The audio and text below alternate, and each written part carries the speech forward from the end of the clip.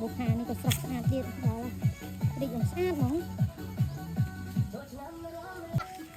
ជុំវិញផ្ទះនៅចង្ការនេះបានស្អីខ្លះបានបងដាក់ចូលដែរតិចខោដែរគេខ្លាយនេះចិត្តខ្នោបងយកខ្លាយយកទៅណាយកអស់ទេរឿងខ្លាយ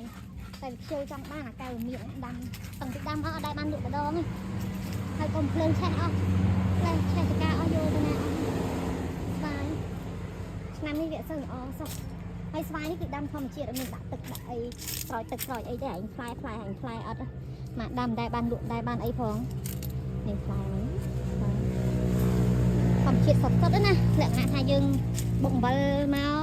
មួយចានមកដាក់ស្វាយចិត្តញ៉ាំក្រោមដើមស្វាយអញ្ចឹងណានេះ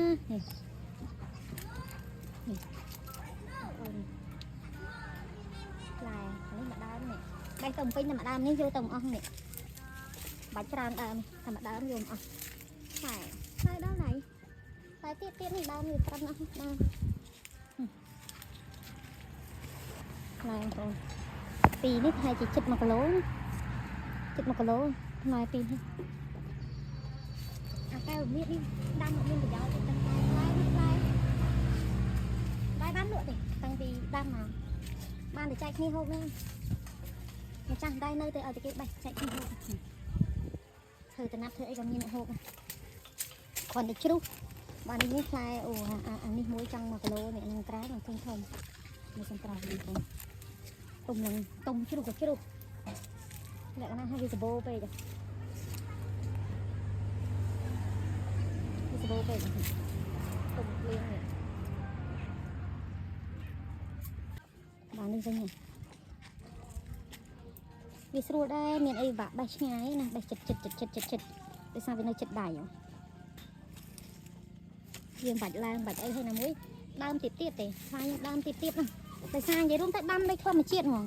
តែទឹកមិនដែរដាក់ទេនេះ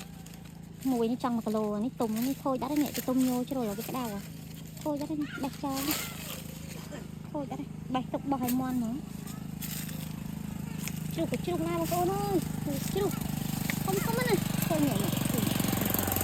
យកអស់ទេនេះនៅក្រៅលបងនេះអូយមកមេឃនេះប្រហែលផ្លែលើកអត់រួចទេចេញក្រៅរួចឆ្លងនេះទុំអស់នេះទុំមានកាទេនេះបេះចោលវាទុំអញ្ចឹងលេងឆ្ងាញ់អាហ្នឹងបានហូបចាស់ទេកែវមៀតដាំកាកោងដាំអាស្កាយកែវចំអាម្ដងតែល្អតែដើមទេខែភាសាអីក៏ដោយដែរល្អតែដើមតែនេះមកនេះអញ្ចឹងហើយនិយាយថាផ្អែមអញ្ចឹងផ្អែមណាស់អានេះពួកអាកែវល្មៀតសសបកវាឃើញសចិត្តមកសាច់វាអត់ជូរដូចអាល្មៀតខៀវចិត្តមកសាច់លឿងមែនតែជូររសជាតិវានៅជូរបាទល្មៀតសនេះឆ្ងាញ់នេះសាក់ទុំអស់នេះឆ្ងដល់នឹងបាច់ឡើងក៏បានដែរហើយមួយសបកក្រងអូយអញ្ចឹងកោខែកកនេះមកនេះផ្លែវាផ្លែដល់នេះផ្លែសក់ចាស់ក្រហមមកហើយក្រហមអស់នេះបេះយកអស់ទេនេះតែម៉ានដើមណានេះផ្លែ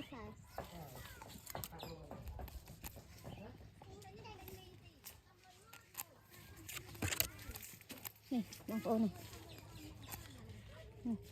ហើយនេះមួយផ្លែ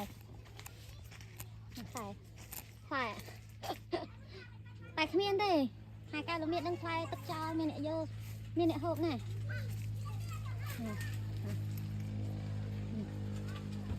ាក់ក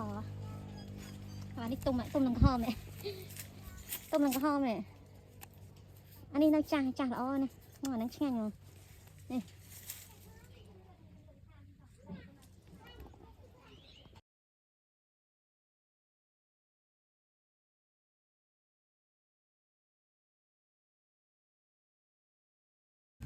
ឃើញដើមទូចទេទូចតែដើមនេះមួយផ្លែអូយហត់មែនតាឃើញផ្លែហើយដាំធម្មជាតិណាហូបជាតិណាធម្មជាតិចឹង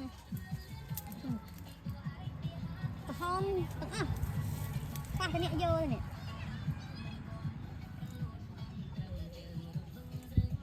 ហើយ អីខ្ញុំមករឿងកាន់ទៅអីនោះទៅជាសារមកទេចេញម៉ែបខំម៉ែបខំហើយអើយស្វាយនេះយកទៅញ៉ាំយក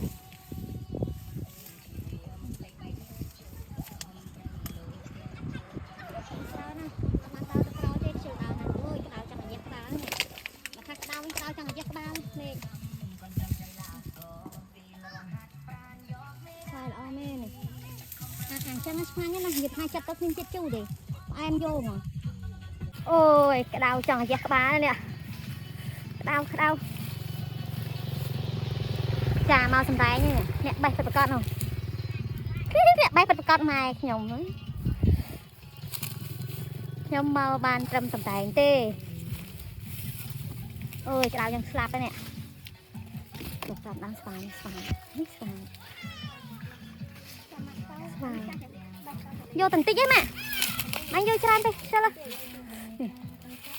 សំខាន់ធម្មជាតិអត់មានងាយរួមរស់អីធម្មជាតិអញចង់មានផ្លែមានអញចង់មានអត់ខ្វល់ផ្លែចង់ប៉ិនមុខខ្ញុំណាឃើញអញ្ចឹងធម្មជាតិសុទ្ធសាធនេះញ៉ាំដល់តែប្រហែលនិយាយរួមបេះតែម្ដងយកទៅពេញអស់ហ្នឹងនេះផ្លែពេកឯផ្លែដើមក្រិននេះនិយាយរួមទៅដោយសារដាំជាងដាំធម្មជាតិនេះផ្លែទុំនឹងក្រហមជាងដាំធម្មជាតិដល់ពេលអញ្ចឹងទៅ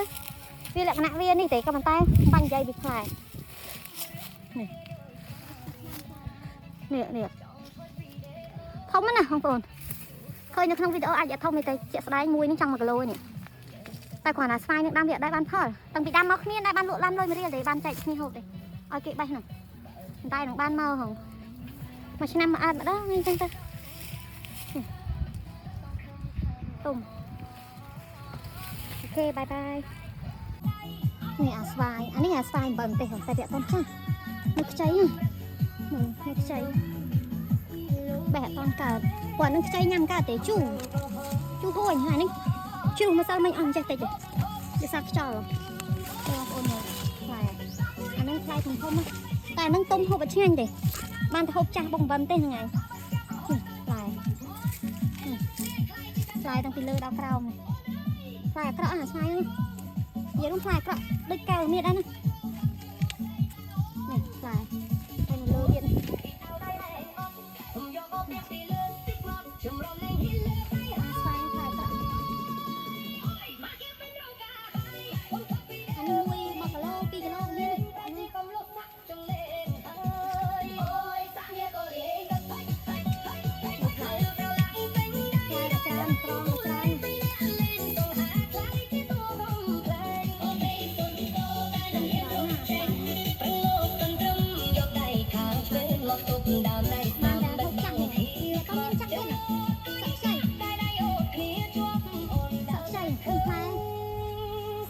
មានចាស់សោះបេះទៅតែ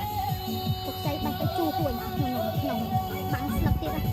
កុំបាំងស្លឹកពេញផ្លែច្រើនណា